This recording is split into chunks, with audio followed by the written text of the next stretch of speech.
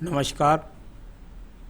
मेरे सामने यहाँ 47 वर्षीय व्यक्ति हैं और उनकी हस्तरेखाओं को यहाँ पर मैं पढ़ने जा रहा हूँ। किस किस प्रकार की गतिविधियाँ आपके जीवन में रहने वाली हैं, यहाँ आपकी रेखाएं बताएंगी, उंगलियाँ बताएंगी और पर्व बताएंगे। चलिए सबसे पहले बात करते हैं यहाँ पर आपकी कनिष्ठा उंगली के बारे में। कनिष्ठा उंगली ज्ञान की उंगली पहुंच गई सूर्य की उंगली के प्रथम पर्व से आगे। यहाँ देखने में लगता है बिल्कुल सूर्य की उंगली एकदम जो है जैसे आपकी वहाँ पर पहुँची है। सूर्य उंगली बिल्कुल सूर्य की उंगली के प्रथम पर्व तक आपकी कनिष्ठा उंगली पहुँची है। दूसरी उंगली भी देख लेता हूँ मैं दूसरे चित्र में भी। बिल्कुल निश्चित रूप से अच्छी उंगली का है ये यहाँ पर। तो ये उंगली यहाँ पर बिल्कुल आपकी सही पहुँची है। और जब इस प्रकार की उंगली होती है तो व्यक्ति के अंदर उसकी कोई ज़रूरी नहीं है कि उसके पास कोई शिक्षा का बहुत ऊंचा स्तर हो, लेकिन व्यक्ति की कुल मिलाकर बहुत अच्छी याददाश्त होती है, बुद्धि से सही निर्णय लेता है और सही निर्णय लेकर के अपने जीवन में तरक्की उन्नति प्राप्त करता है। प्रथम पर्व मानसिक पर्व बिल्कुल पूरी तरीके से मजबूत है, मानसिक स्थिति आपकी मजबूत है। व्यावहारिक पर्व बहुत ही सुंदर है, किसी से बिना वजह लगड़ते झगड़ते नहीं हैं। और धन के पर पकड़ी हुई रेखाएं यानी कि धन के स्रोत भी अच्छे हैं आपके पास में मौजूद हैं। अब बात करता हूं मैं यहाँ पर आपके सूर्य की उंगली के बारे में। सूर्य की उंगली प्रथम पर्व सही है, कोई आंखों का रोग नहीं, किसी भी प्रकार से अभी यहाँ कोई बीपी का रोग नहीं है। और साथ ही साथ यदि मैं देखता हूँ तो बृहस्पति की उंगली से बड़ी है, यानी आपके जीवन के अंदर नित्य आप तरक्की की तरफ बढ़ते जा रहे हैं। यहाँ पर सेकंड पर्व आपका देखा जाता है कि कुल मिलाकर आपका किसी प्रकार के अंदर सम्मान में कोई कमी तो नहीं, तो वो सम्मान में नहीं है। भले ही राज्य सरकार का सहयोग नहीं है, लेकिन सम्मान में कोई कमी नहीं है। यहाँ पर किसी भी प्रकार के बदनामी के योग भी इन उंगलियों पर नहीं है। अब बात करते हैं शनि की उंगली के बारे में। शनि का प्रथम पर्व पूरी तरीके से अच्छा है, कोई भी स्थायी रोग अभी आपके जीवन के अंदर नहीं प्रवेश किया है। साथ ही साथ सेकंड पर्व पर देखता हूँ तो कुल मिलाकर किसी भी प्रकार से धन डूबने के योग यहाँ पर नज़र नहीं आ रहे हैं वर्तमान में।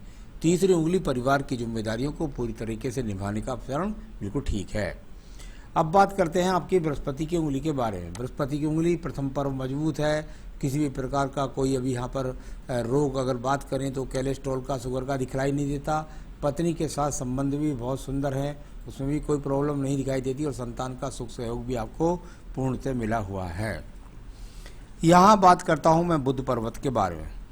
बुध का पर्वत और बुध के पर्वत में यदि देखता हूँ तो एक रेखा तो बहुत स्पष्ट नज़र आती है। अब इसमें देखिए, मैंने हमेशा कहा कि बुध पर्वत पर यदि एक रेखा, देखिए स्थायी रेखाएं, हर पर्वत पर दो स्थायी रेखाएं होती हैं। वो स्थायी रेखाएं व्यक्ति के उस कार्य क्षेत्र को बढ़ाती हैं, चलाती हैं, अच्छा करती हैं।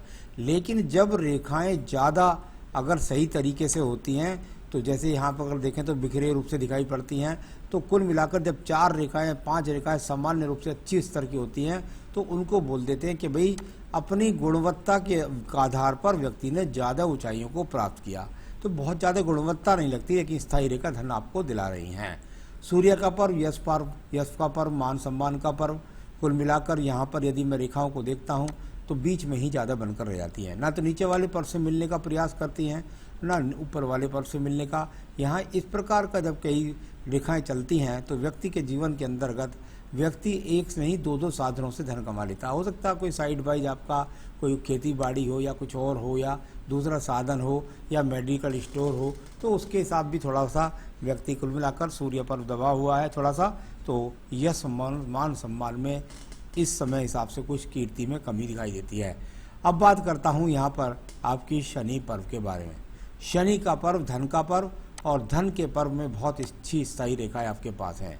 ये स्थायी रेखाएं आपके जीवन के अंतर्गत जिस प्रकार से बनी हुई हैं, इस प्रकार से वर्तमान की स्थिति में इसको कहते हैं कि भाई भाग्य है आपके साथ है और भाग्य के अनुरूप आप अपना काम करते रहिए, आपको धन की प्राप्ति होती रहेगी। मैं बात कर लेता हूँ इसके बाद आपके बृहस्पति पर्व के बारे में। बृहस्पति का पर्व, और यदि आप देखेंगे तो एक यहाँ पर एक तरह से आपको चतुर्भुज बनता नजर आएगा, कोई चतुर्भुज नहीं बना। कुल मिलाकर ये रेखाएं थोड़ा सा बृहस्पति पर्व को कभी एक्स बनने का प्रयास करती हैं, कभी त्रिभुज बनने का प्रयास करती हैं, यानी कुल मिलाकर ये बिखराव रूपी रेखाओं के रूप में ज़्यादा बन जाती हैं। यहाँ पर इस प्रकार की रेखाएं जब बनती हैं तो बृहस्पति का जो इन्वॉल्वमेंट होता है वो कमज़ोर पड़ जाता है, यानी कुछ भी तो स्पष्ट रूप से नहीं बना, यानी अपने आप में बृहस्पति का रोल आपके जीवन में कम है। यानी कि आपको ईश्वर की कृपा लेनी पड़ेगी, आपको लोक कल्याण कुछ करना पड़ेगा, तब जाकर आपके जीवन में आपका बृहस्पति अच्छा इन्वॉल्वमेंट करेगा। यानी अभी ईश्वर कृपा मैं पूरी तरीके से नहीं मानता हूँ। आइए बात करते हैं इसके बाद में आपकी हृदय रेखा के बारे में। यहाँ से दो मुखी होकर के चली, कभी कभी ऐसा देखने में आता है विवाह रेखा की तरफ से रेखा आती है तो अच्छा खासा दहेज मिल जाता है व्यक्ति को। तो ये रेखा हृदय रेखा यहाँ पर किसी भी प्रकार का पत्नी के साथ झगड़ा झंझट नहीं दिखाती, किसी भी प्रकार से यहाँ पर आपके शरीर के अंदर रोग नहीं दिखाती और कोई बहुत ज़्यादा टेंशन से भी नहीं दिखला रही है। इस प्रकार से यहाँ पर इस रेखा का संबंध है। अब बात करता हूँ मैं यहाँ पर आपके पर्व की, और वो है आपका निम्न मंगल पर्व। पहले मंगल पर्व को देखिएगा, इस मंगल पर्व की रेखा जाके बुद्धि रेखा से साथ संबंध बनाती है, यानी व्यक्ति जीवन के अंदर अपनी मेहनत के द्वारा, अपनी बुद्धि के द्वारा इस्तेमाल करके अपने जीवन का योजनाओं को कार्यान्वित करता है। बहुत ज़्यादा कर्म रेखा यहाँ पर नहीं है, बहुत ज़्यादा मेहनत की रेखा नहीं है, लेकिन कुल मिलाकर इन रेखाओं का संबंध बुध पर्वत से है, यानी मेहनत से धन भी कमाया, थोड़ा बहुत सम्मान भी कमाया, इस तरह की रेखाएं हैं और भी मेहनत करने की अभी आपको आवश्यकता है। चलिए अब बात करता हूँ मैं यहाँ पर आपकी बुद्धि रेखा के बारे में। बुद्धि रेखा, और यहाँ से यदि देखेंगे तो दो मुखी बुद्धि रेखा का शुरुआत, यानी कुल मिलाकर परिवार से सपोर्ट लेकर के व्यक्ति पैदा हुआ और इसके बीच में दीप आया, थोड़ा सा लहरदार होकर के ये रेखा चली गई, यानी थोड़ा अप डाउन कर रही है, यानी कुछ ना कुछ चिंताएं दिमाग में लगी रहती हैं। इस प्रकार से इस बुद्धि रेखा को बोला जाता है। बहुत ज़्यादा खराब नहीं है, बहुत ज़्यादा कुल मिलाकर ऐसा नहीं कह सकते, लेकिन उतार चढ़ाव की है, मन जो है वो स्थिर नहीं हो पाता है। इस प्रकार से बुद्धि की रेखा का यहाँ पर ये अवलोकन आप कर सकते हैं। आइए बात करते हैं द्वितीय मंगल पर्वत के बारे में। द्वितीय मंगल पर्वत आपका झगड़े झंझट कोर्ट कचहरी का चिन्ह मोटा एकदम आ ही चुका है। यहाँ पर जब कोर्ट कचहरी के लिए मोटा चिन्ह माना जाता है, और यहाँ पर ये रेखा बिल्कुल स्पष्ट है, जो मुकदमों में अभी आपको कोई विजय तो अगर मैं कहूँ तो नहीं दिखलाती, लेकिन कुल मिलाकर मुकदमे दिखलाती है। यहाँ ये रेखाएं होती हैं तो कोर्ट कचहरी मुकदमे का इनका सामना व्यक्ति के जीवन में चलता रहता है। ऐसी खड़ी रेखाएं हो जाती हैं तो वो मुकदमों में व्यक्ति को विजय प्राप्त हो जाती है। अब बात करता हूँ मैं इसके बाद आपके चंद्र पर्वत की। चंद्र पर्वत पर किसी भी रेखा का संबंध शुक्र पर्वत या भाग्य रेखा से नहीं, यानी कुल मिलाकर आपके जीवन के अंदर कोई विदेश यात्रा नहीं, किसी भी प्रकार का कोई रोग का बड़ा संकेत नहीं, केतु पर्वत पर किसी प्रकार से कोई किसी प्रकार की सर्जरी नहीं। तो इस तरह की रेखाएं यहाँ पर दिखलाई देती हैं। चंद्र पर्वत मजबूत है, यहाँ थोड़ा बहुत मन के अंदर है कि कोई घूमना चाहता हूँ कोई दूर स्थान, वो अभी चल रहा है। यहाँ पर अगर बात करता हूँ बुध रेखाओं के बारे में, तो बुध रेखाएं यहाँ से इस प्रकार से जाए, यानी परिवार से कुछ मिले, और फिर उसके बाद ये बुध रेखा आपकी थोड़ा बहुत इसमें बीच में स्क्रैचेस पड़ते हैं, यानी अप्स डाउन का सामना इस आपके व्यवसाय में आपका चलता रहता है, उसको ऐसा बोल सकते हैं। अब बात करता हूँ इसके बाद में आपकी यहाँ भाग्य रेखा के बारे में। ये भाग्य रेखा और इस प्रकार से जाकर के सीधी सीधी चलती हुई अभी मैं इसको देखता हूँ को 57-58 वर्ष तक चलती है। उसके बाद दूसरी सपोर्ट रेखा भी चलती है। एक रेखा बहुत खराब रेखा है इसके अंदर, उसको मैं थोड़ा सा जरूर कहना चाहूँगा। आपको ये चाप जैसा जो महसूस होता है, ये अच्छा हुआ कि यहाँ रुक गया। अगर ये ऊपर जाकर ये पूरा दीप बन जाता तो ये आपके जीवन में सारी जीवन का जुड़ा हुआ धन आपका किसी जगह पर लूट जाता। ये इस प्रकार का चिन्ह अगर दीप बन गया तो समझ लीजिए कि आपको बहुत भारी नुकसान दे सकता है, लेकिन अभी बना हुआ नहीं है। ऐसा मैं कह नहीं सकता कि बन भी जाएगा या नहीं बनेगा, लेकिन इस पर आपको खुद भी ध्यान रखना होगा। अगर ये दीप बन गया तो फिर आपको बहुत भारी नुकसान हो जाएगा, अभी नहीं बना है। अब बात करता हूँ इसके बाद में आपके पर्व की, और वो है आपका शुक्र पर्व।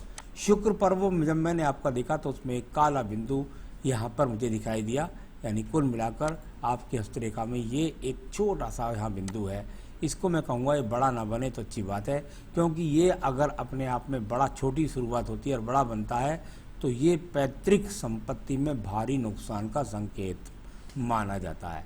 बाकी शुक्र पर्व अपने आप में ठीक है, संसाधन जो ईश्वर कृपा से हैं वो आपके बने रहेंगे। तो ये इस प्रकार से सारी रेखाओं को मैंने बताया। आपकी बहुत बड़ी स्टोरी आपने मुझे लिखकर भेजी है, वो सब मैंने पढ़ी है। आयु रेखा को देख लेते हैं। यहाँ आयु रेखा जाकर के और लगभग अभी मैं ऐसा कह सकता हूँ कि 72-73 वर्ष तक और आगे भी ये रेखाएँ बढ़ती रहती हैं। तो ये सब मैंने आपकी रेखाओं का फल इस तरह से आपको बताया और आपकी सारी कहानी मैंने पढ़ी है। उसमें से जो आपके कुछ सवाल हैं उनको देख लेते हैं। सबसे पहले आप कहते हैं राहु पर्वत पर बने त्रिभुज का फल। देखिए मैं बताता हूँ, एक रेखा ऐसे गई, ये राहु पर्वत की रेखा नहीं है, ये बुद्धि से जाकर हृदय रेखा में जुड़ी, यानी कि आपके दिमाग में बहुत चिंता रहती है अपने परिवार की, उनके सम्मान की। इस तरह से इस रेखा को बोलिएगा। यहाँ से ये रेखा निकल करके शनि पर्व को देखती है। आप मेहनत से कुछ बनाना चाहते हैं अपने जीवन में, धन, उसके लिए चाहत भरी रेखा इसको बोल सकते हैं। आप जिसको ट्रायंगल्स बोलते हैं, यहाँ से कटने वाली ये जो रेखा है, इसको यहाँ से यहाँ तक, ये भी इसमें कोई त्रिभुज चतुर्भुज है ही नहीं। यहाँ से यहाँ जो रेखा कटेगी इसका मैं आपको बता देता हूँ। आपके जीवन के अंदर ये वो रेखा है जो आपके जो मुकदमा चल रहा है उसमें हो सकता है कि आपको 2022-23 में कुछ ना कुछ आपका फैसला हो जाएगा, ऐसा संकेत दिखलाती है रेखा। निकल करके यहाँ काटती है, कुछ ना कुछ उठापटक वहाँ पर होगी। तो यहाँ कोई चतुर्भुज नहीं है, कोई त्रिभुज नहीं है, उसका कोई लाभ आपको मिलने वाला नहीं है, यानी कोई भी झटके का धन यहाँ पर नहीं मिलने वाला है। क्या मैं 14-15 करोड़ रुपए का आदमी बन पाऊंगा? मेरे हिसाब से ये वो रेखाएं अभी हाथ के अंदर नहीं है जिससे मैं इस प्रकार का कह सकूं कि आप अपने जीवन में 14-15 करोड़ के आदमी बन जाएंगे। करोड़ों रुपयों का व्यक्ति है, लेकिन जब 14-15 करोड़ की बात करते हैं तो वो मुझे संभावना ऐसे हाथ से दिखाई नहीं पड़ती। तो पिताजी का जो मुकदमा चल रहा है उसमें आप 4 बहन भाई हैं, उसका क्या परिणाम होगा? देखिए 2022-23 में उसका कुछ ना कुछ फैसला या परिणाम उसका होगा, उसको वो निश्चित रूप से हो जाएगा। उसमें विजय प्राप्त करने की जो रेखाएं थी वो मैंने बताई थी, और साथ ही साथ कुछ पूजा पाठ बताऊंगा, वो करेंगे तो निश्चित रूप से आप उसमें सफलता प्राप्त कर सकते हैं। आपने कहा क्या कोई मंदिर निर्माण की रेखा मेरे हाथ में है? बिल्कुल भी नहीं है। बृहस्पति पर्व आपका सबसे बड़ा कमजोर पहलू है, यानी वो आपका अगर आप सही कर लोगे तो मुकदमों में विजय मिल जाएगी, साथ ही साथ आपको जो संपत्ति फंसी हुई है वो निकल जाएगी, आप मंदिर का निर्माण भी कर सकेंगे, बहुत कुछ हो सकता है। लेकिन बृहस्पति यहाँ पर अभी कुल मिलाकर वो ऊर्जित स्थिति में नहीं है जैसे आप मन के अनुरूप अच्छा निर्माण मंदिर का करना चाहते हैं। तो बृहस्पति को ठीक करिए, सब कुछ ठीक हो जाएगा जीवन में। पिताजी की ज़मीन कई पार्टनर मिलकर ली थी जो मेरे नाम पर है, अब मुकदमा चल रहा है, क्या होगा? मैंने बता ही दिया आपको। 2022-23 में कुछ ना कुछ परिणाम अवश्य निकलने की ज़्यादा संभावना है।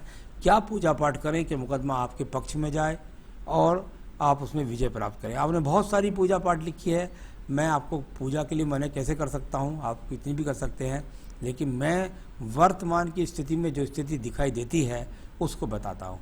अगर वर्तमान की स्थिति में यहाँ देखता हूँ तो यहाँ कुल मिलाकर के जो आपको ज़रूरत है मुकदमों में विजय की, आपको ज़रूरत है मंदिर बनाने की, आप चाहते हैं 14-15 करोड़ रुपए का आदमी और आपका धन आपको मिल जाए, तो उसके लिए आपको रोजाना आदित्य हृदय स्रोत पढ़ना होगा।